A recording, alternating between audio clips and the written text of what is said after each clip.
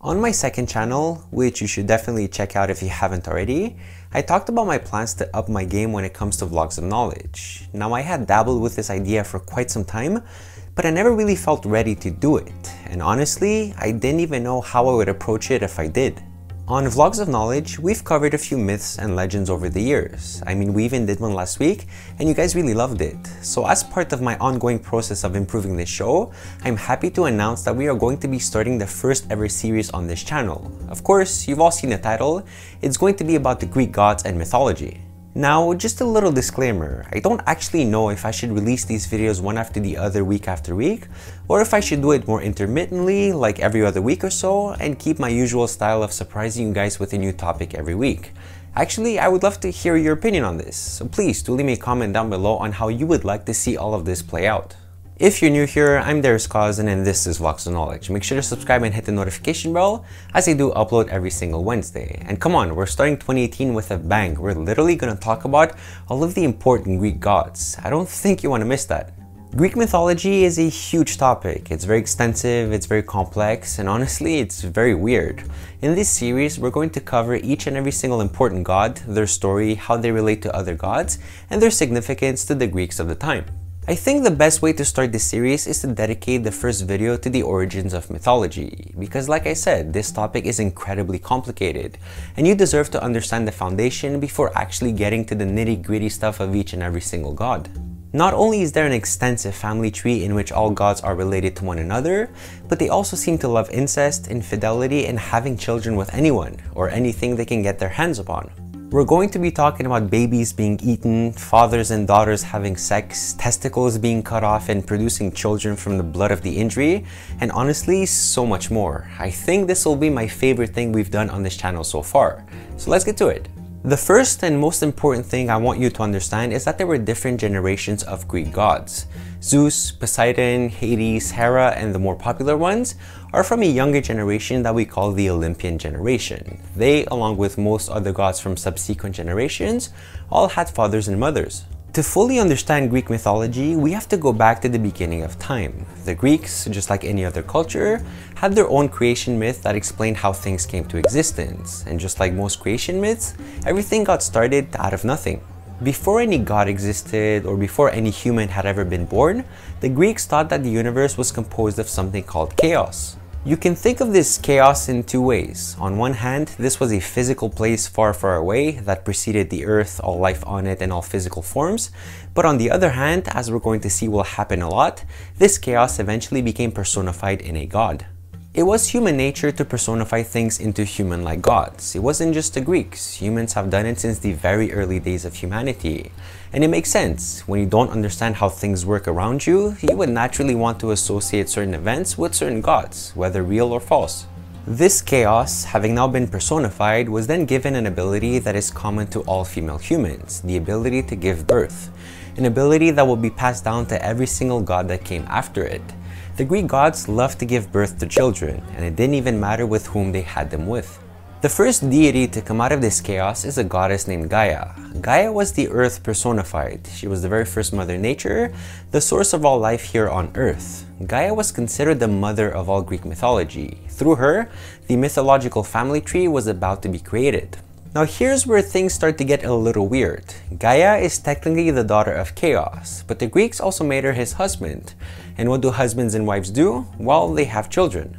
Having children with your sons or daughters was something that was very common in Greek mythology, and it's not even that bad. We haven't even talked about some of the weirder things, like people eating their children, sending them to the underworld, or even growing gods out of their heads.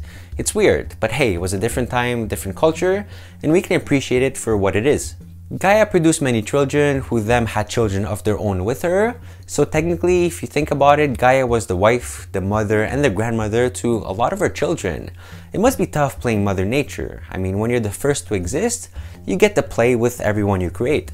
Of course, I'm not going to mention every child of Gaia. It would really confuse you because there are so many. But there's one in particular that we have to talk about, Uranus, which is not to be confused with a planet. Uranus, like the other children of Gaia, also had his own children with her. They gave birth to many things, if you will, as well as other gods. For one, they gave birth to and created a race called the Titans, which were a set of 12 giant, powerful gods that formed the first Pantheon of Greece. Now, Pantheon is simply a way to group all of the big, important gods that existed and that were being worshipped at the time. For example, Zeus, Hera, Hades, Poseidon all belong to the Olympian Pantheon, which is a later generation. As you can imagine, the Greeks, just like any other culture, loved to have some drama in their life, and mythology was no different. It wasn't long before conflict arose between the different gods. I mean, when your family tree is that complicated, it's almost impossible not to have some sort of conflict.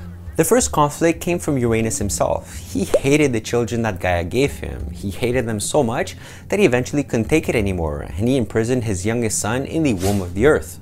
Gaia, obviously hurt by this, decides to seek revenge. She goes to Kronos, one of Uranus' sons, who was jealous of his father's ultimate power, to get him to help her take revenge on her husband. Gaia prepares for Kronos a special sword and asks him to go ahead and castrate Uranus by cutting off his testicles from his body to prevent him from having any more children. I mean, since Uranus hated his children so much, why should he be allowed to have any more? It made perfect sense. And out of the 12 brothers and sisters of Kronos that formed the first Pantheon, only Kronos had the guts to do such a thing, because he really wanted the throne for himself. Gaia lured Uranus in, and Kronos went ahead and cut off his most prized possession. The blood that came out of the cut fell on Earth, which is said to have given birth to a whole new race of giants, as well as 2 other gods. Not only that, but the story goes that his testicles also produced a sort of white foam, out of which the goddess Aphrodite was born. You see, that's what I meant with the weird stuff. They had such an imagination. After having successfully dealt with his father, Kronos takes his sister Rhea, another one of the Titans, marries her, and they take the throne to rule as king and queen. They imprisoned some of Gaia's other children in the underworld, which included the race of Cyclopses, who were strong giants that only had one eye in their forehead, and they set a dragon to prevent them from getting out. Kronos and Rhea ruled during a period that the Greeks called the Golden Age. This was a period that's very similar to what you would find in the Bible as the Garden of Eden. It was a time of peace, harmony, people lived very long lives, they didn't have to work, and they coexisted as the perfect human race. A few years later, Kronos learns from his mother Gaia that he is destined to have the same fate as his father did. That is to say, his own children are destined to overthrow him, just as he overthrew his father from power. Now, of course, being power hungry, this was something that he absolutely did not want. And before proceeding to even more weird stuff, I'm going to let you guys guess what he did, because what he did was not something I think you would expect. Kronos decided that the best way to prevent his supposed destiny was to eat his own children as soon as they were born. Because if you eat your own children before they get a chance to grow up and kill you, then you might actually have a chance to survive. The first children Kronos and Rhea had were Demeter, Hestia, Hera, Hades, and Poseidon, all of whom should sound familiar. Uranus was part of the first generation of gods, Kronos was part of the second generation, and Kronos' children were part of the generation that came after it, the Olympian Pantheon, which is what most people think of when thinking about Greek mythology. When you have gods like these as your children and you have been told that your destiny is to be overthrown by them, you would want to do something about it to make sure that your throne is safe, especially if you're that power hungry. Now, I personally wouldn't eat my own children, but hey, to each their own. Kronos ate all of his children without Rhea knowing as soon as they were born. He didn't let them live, he ate them right away to not give them a single chance of survival. Now, when Rhea eventually got wind of this, she was pregnant with yet another son. And this son she wanted to keep. Rhea went to Gaia and Uranus for advice on what to do, and they were both willing to help since for one, Kronos had cut off Uranus' testicles, and for two, he had also imprisoned the Cyclopses, Gaia's children. So the three came up with a plan to distract Kronos while Rhea gave birth to her son. She went to the Greek island of Crete, where she gave birth to her sixth child. Now Kronos knew that she was pregnant and was ready to eat the baby the same way he had done with all of the other ones before him. But instead of giving him the baby, Rhea gave him a rock wrapped in cloth for him to swallow instead. While Kronos thought that he had swallowed the last of his children, the baby was actually being raised and secretly kept on the island of Crete. And that baby was eventually going to become the king of all gods, the supreme Greek god, the ruler of the Olympian Pantheon, and the one to overthrow his father out of power. That baby was none other than Zeus himself. And that concludes the first part of our series on Greek mythology. I really hope that you guys have enjoyed this, and if you did, please leave it a big thumbs up, make sure to subscribe and hit the notification bell because I do upload every single Wednesday. And now it's time for questions. What do you think about this new series that I'm trying to do? How would you like to see it play out? And what gods or things would you like me to talk about? Please do leave me a comment down below. I would love to read and answer them all. And bonus points for you if you do leave a comment. You might get featured in next week's video as a fan of the week. As you know, and as I say at the end of every video, I haven't talked about everything regarding Greek mythology. I mean, this is a very extensive topic and there's no way I can cover everything. But it's okay because I do this on purpose to get you guys to research more on your own. Because I believe in research and I believe in getting you guys educated on a subject. So for those that want to learn more, as always, there will be some links in the description where you can start.